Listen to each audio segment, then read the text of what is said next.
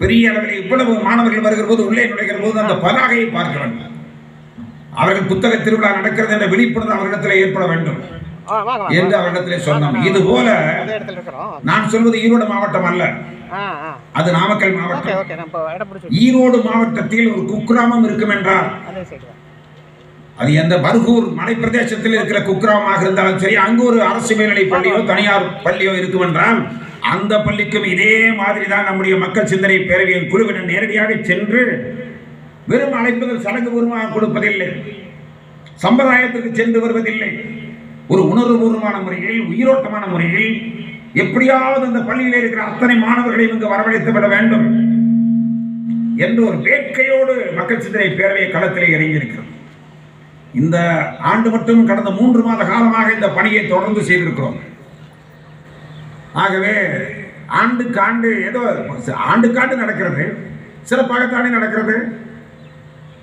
எந்த ஆண்டும் தோல்வி அடையவில்லையே, மாணவர்கள் வரத்தானே செய்கிறார்கள். 2005 மாணவர்கள் வரத்தானே செய்கிறார்கள். அப்படியானால் இவ்வளவு முயற்சி எடுக்க வேண்டுமா?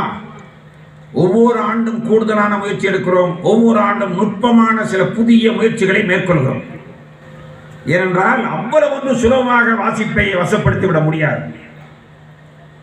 75 ஆண்டு கால சுதந்திரத்திற்கு பிறகு கல்வி விழிப்புணர்வு என்பது இப்போதுதான் கொஞ்சம் கொஞ்சமாக ஏற்பட்டு கொண்டு வருகிற காலம்.